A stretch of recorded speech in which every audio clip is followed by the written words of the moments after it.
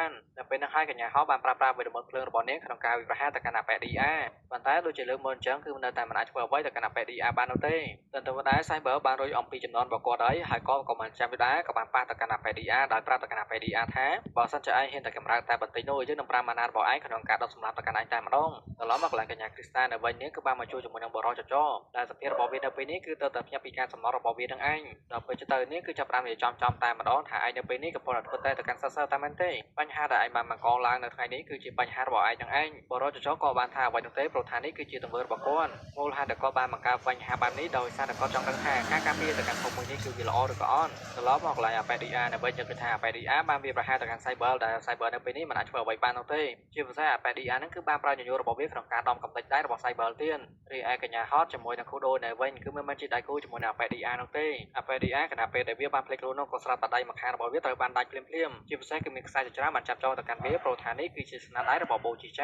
ានៅពេលហ្នឹងបូជីចាក៏បានដោះអំពីរបាំងភ្នែករបស់គាត់ផងដែរដើម្បីបង្ហាញអំពីភ្នែករបស់គាត់និយាយស្រួលយកទៅគឺថាកែភ្នែករបស់បូជីចាក៏ប្រើបានតែពេលយប់នោះទេបើសិនជាប្រើពេលថ្ងៃអីហ្នឹងគឺមានបញ្ហាហើយបន្ទាប់ពីគាត់បានបង្ហាញអំពីកែភ្នែករបស់គាត់ហើយយើងគិតថាគាត់បានប្រើខ្សែសម្ងាត់របស់គាត់ក្នុងការកាត់ទៅកាន់អាប៉េឌីអានគឺជាកង់តែម្ដងស្របពេលនឹងដែរកញ្ញាសេរ៉ូហើយនឹងក្លាសគឺទៅតែម្ដងនោះទេនៅពេលហ្នឹងបូជីចាក៏ពិតជាកាយសាហាវមែនទែនដែលគាត់ចង់សម្លាប់ទៅកាន់អាប៉េឌីអាភ្លាមតែម្ដងប៉ុន្តែត្រូវបានបង្អាប់ភ្លាមព្រោះថាកញ្ញាគ្រីស្តាបានហាមឃាត់មិនឲ្យសម្លាប់នៅឡើយចំពោះបរិយចចគាត់គឺស្ទើរតែមិនជឿនោះទេអំពីទ្វេដៃរបស់ឌីអាព្រោះថានេះគឺជាអ្វីដែលហួសពីការរំពឹងទុករបស់គាត់ដល់ពេលទៅក្លាសបាននិយាយតែម្ដងថាពួកឯងទាំងពីរនាក់គឺស្គាល់គ្នាមែននៅពេលនេះកញ្ញាសេរ៉ូគឺពិតជាកាយមែនទែនដែលបានប្រាប់ទៅកាន់បរិយចចផងដែរនៅពេលនេះលោកគឺត្រូវតែផ្ដល់ចម្លើយឲ្យសមស្របមកបើមិនអញ្ចឹងនោះទេគឺមានតែក្បាលនោះទេដែលត្រឡប់ទៅសាលាវេទមន្តវិញក្រោយមកទៀតនៅពេលដែលពួកគេទាំងអស់គ្នាគឺបានត្រឡប់មកវិញហើយនោះបរិយចចបានធ្វើការសារភាពប្រាប់ផងដែរមូលហេតុដែលគាត់ធ្វើបែបនេះដោយសារតែនេះគឺជាបញ្ជារបស់អាវុលតែប៉ុណ្ណោះដើម្បីតែអំពីសមត្ថភាពរបស់អ្នកការពារភូមិព្រោះតែនយោបាយសាលាអាបោគឺទទួលដំណឹងថាពួកដែលបានប្រឆាំងជាមួយនឹងមេធ្មប់គឺចាប់ផ្ដើមធ្វើសកម្មភាពបដា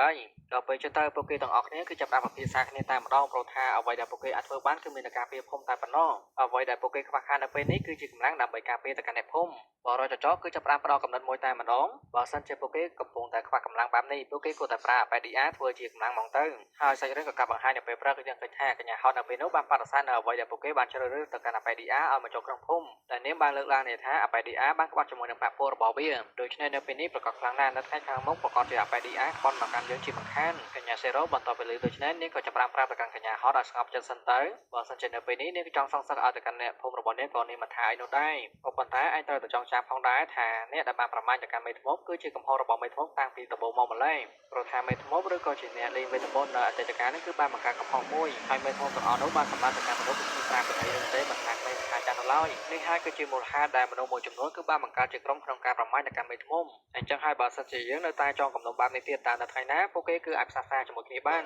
តែពេលណាទៅពាក្យថាសងសឹកត្រូវបានបញ្ចប់នោះកញ្ញាហោបន្ទាប់ពីនេះគឺទទួលបានដំបូន្មានអំពីកញ្ញាសេរ៉ូបែបនេះហើយនាងក៏បានយកព្រមឲ្យទៅកាន់អបេឌីអាបានរស់នៅក្នុងភូមិមួយនេះផងដែរដើម្បីការពារទៅកាន់ភូមិក៏ប៉ុន្តែនាងមិនតន់ទុកចិត្តទៅកាន់អបេឌីអាទាំងស្រុងនោះទេហើយអបេឌីអាត្រូវតែស្ថិតនៅក្រោមការគ្រប់គ្រងរបស់នាងរួចមកទេក៏ដល់ពេលវេលាដែលបរិយចចក៏ត្រូវត្រឡប់ទៅសាលាវេទមន្តវិញហើយអ្នកដែលបានជួយដំណើរទៅកាន់បរិយចចគឺជាកញ្ញាគ្រីស្តាក៏បានឲ្យមកកន្លែង Cyber នៅវិញក៏បានមកជួយជាមួយនឹងកញ្ញាសេរ៉ូផងដែរមូលហេតុដែលគាត់មកទីនេះដោយសារតែគាត់ចេះតែនឹកឃើញអំពីអតីតកាលរបស់ខ្លួនអញ្ចឹងហើយដល់ខ្លាចថានៅពេលដែលគាត់បានប្រើម៉ាណារបស់គាត់ក្នុងការផ្ទេរឲ្យទៅកាន់មិត្តភក្តិរបស់គាត់នឹងគឺមានបញ្ហាមុនពេលដែលកញ្ញាសេរ៉ូបានបង្រៀនទៅកាន់ Cyber ពាក់ព័ន្ធអំពីការផ្ទេរម៉ាណាបានត្រឹមត្រូវនោះនាងក៏បាននិយាយប្រាប់ទៅកាន់ Cyber ពាក់ព័ន្ធអំពីឪពុករបស់ Cyber ផងដែរដែលគាត់នឹងគឺមានឈ្មោះថា13ដែលគាត់នេះគឺត្រូវជាបងប្រុសបង្កើតរបស់នាងនៅតែម្ដងឪពុករបស់ឯងគឺជាបុគ្គលម្នាក់ដែលបានបង្កសង្គ្រាមខ្លាំងមែនទែននៅភូមិភាគខាងជើងនេះហើយគឺជាហេតុដែលនៅពេលបច្ចុប្បន្ននេះគឺមានមនុស្សមួយចំនួនគឺមានការប្រឆាំងទៅកាន់មេធ្មប់ព្រោះថានៅអតីតកាលហ្នឹងឪពុករបស់ឯងគឺបច្ចេកទេសមែនទែនក្នុងការសម្លាប់ទៅកាន់មនុស្សព្រោះថាគោលដៅរបស់គាត់គឺចង់ការពិភព